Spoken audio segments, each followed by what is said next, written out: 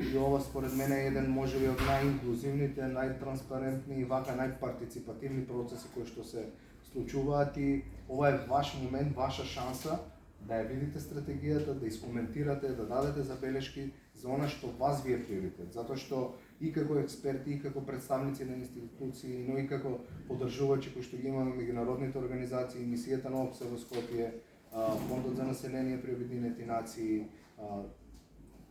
уште по-одностано? ЮНИЦЕФ, така да генерално ние знаеме што треба да се внесе во самата стратегија, но сепак ваш инпутот што мора да го даде. Јас нема да должам многу. Генерално оваа стратегија ќе даде патоказ каде сме сега и каде сакаме да бидеме во наредните 4 години, односно во 2027 година.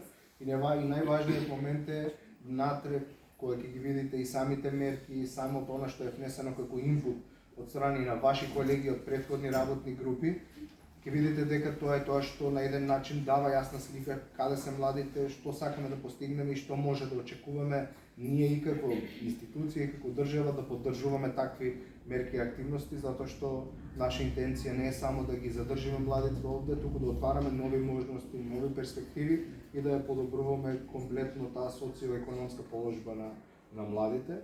Во однос на овој процес, ова произлегува, не знам од вас колку сте запознаени со, имаме, ние го викаме така, Законот за младинско учество и младински политики, кој што на еден начин ни е водилка во реализирање на одредени процеси кои што се водат во државата и токму тоа е производ на овој закон, обврска што произлегува, но и обврска се наметнува по тоа што имавме со ковид пандемија, сегашна енергетска криза и токму стратегијата е производ на вакви процеси. Од друга страна, сакам да потенцирам дека е важно што овие консултации ги правиме по општини, по места каде што се надвор од главниот град, затоа што знам и лично мене колку ми значи, затоа што јас доаѓам надвор од Скопје и знам колку значи кога имаме можност вакви консултации да правиме надвор од главниот град и затоа пак ви кажувам, искористете го овој момент, давајте коментари, забелешки, мислам сега ќе видам вака не ги штедете Драган и Горан, така да можат и они да на еден начин да видат кои се тие ваши перспективи и размислувања за она што на вас ви е потребно.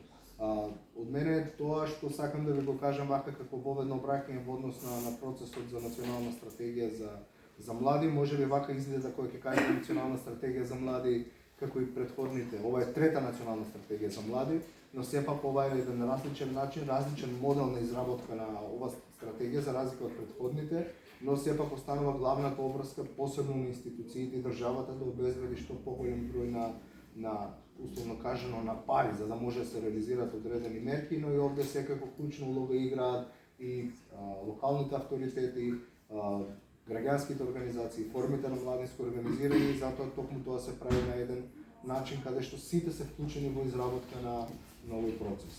Од мене ова како чисто воведно обраќање, доколку имате дополнителни прашања, ви стојам на располагање и пак ќе кажам, активирајте се сега, имате време, пак прочитајте стратегијата, имате прикачено на тој електронски регистар на национални прописи, доколку денес не можете не можете да дадете коментар за белешки, искоментирајте на интернет, затоа што е важно да имаме што поголем инпут од ваша страна за овој процес.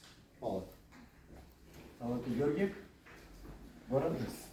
Јас ќе ставам на кратко, ќе ви презентирам што сме направиле, до каде сме стигнати. Горан? Што се работеше? Алатката. Алатката може да се мине се тоа.